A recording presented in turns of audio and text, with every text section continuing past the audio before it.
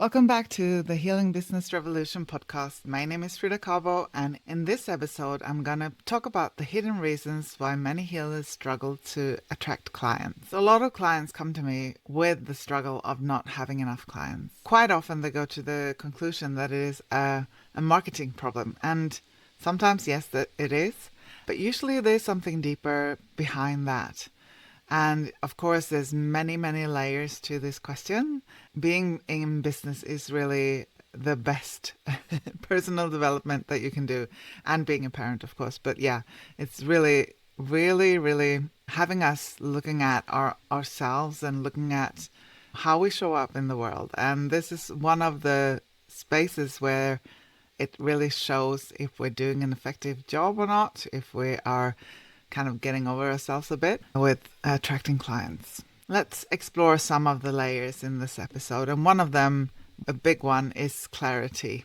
Clarity in who you are, what you're here to do, who your clients are, your bigger mission, and the strategy that works for you. So really tune into that clarity of who am I really?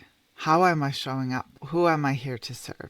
Another big one is self-trust, to really trust in ourselves, not to chase the right strategy, but to find and explore and see what strategy actually works for us, what it is that we want to do. Trust that we have enough knowledge to be the relevant expert where we are right now. We are the way we are right here, right now, and we are growing.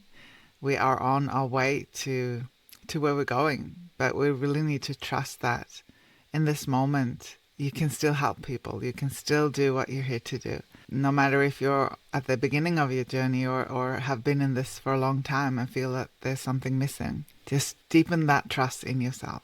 And another one that goes into the marketing is the inconsistent messaging. Again, going back to clarity, what is it that you are saying to people? What is it that you're wanting to convey? What are you talking about when you describe your service? Who is it for? Like really being consistent with a message that you stand behind and not jump from different strategies and try different things. Yes, it's good to try different things to figure out what works for us and not, but always with the integrity of staying in our own lane. And I know it's not easy, especially in the beginning. I've done a lot of that as well, just jumping from thing to thing, trying to figure out what works. But I really encourage you to take that step back and into the core of you and just trust yourself.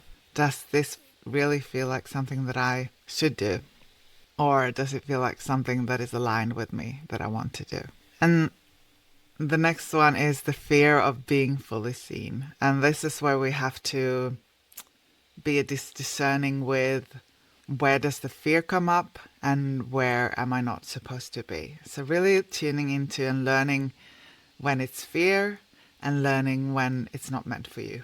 So how do we know the difference? Well, tuning in, does it feel like, oh no, heading very, very in your head? Or does tune into your heart and just feel like, oh, am I supposed to do this? Yes or no? And there's quite a lot of things around that fear of being fully seen, fear of fully acknowledging ourselves, who we are, with all of the layers that we have on ourselves. How can we step up into that new role that we are exploring and going into? And also knowing who we want to attract. Who is that ideal client? Who is it that you are talking to? And some of these things, like with the clarity and the aligned clients, can make us feel that we're trying to box ourselves in some ways. But it's not about that. It's really about who do you want to work with? Who do you enjoy working with? What do you love? What client have you been able to help the most? And really tuning into that. And just because we have an ideal client doesn't mean that other clients that don't fit into that description are attracted to us. But the big thing I want you to see here is that people don't buy certainty. They respond to clarity. When you tell them what you can help them with, when they feel that you understand them, when you're talking about the problem that they have and they can trust that you have the solution, or you are someone that understands and someone that really wants to help them, someone that is on their side. And yeah, people are looking for an overnight solution. It's not about that. It's not about promising something that we can't keep or promising a quick fix.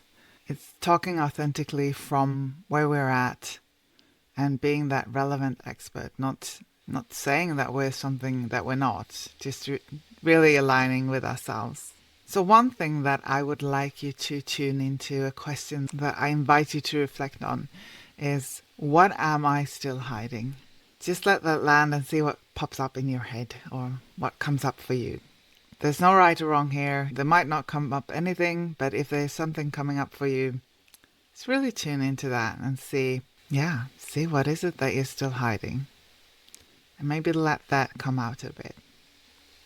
I know for myself that when I stopped hiding, when I started to really talk about what I wanted to talk about and not waiting until I was ready, until I was enough of this and that, that's when my business started doing better.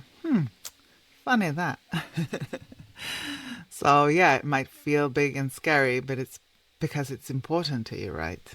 The next smallest step that I would invite you to do right now is to journal or to think about, just reflect, to really get that clarity. Write one sentence describing who you help and why it matters.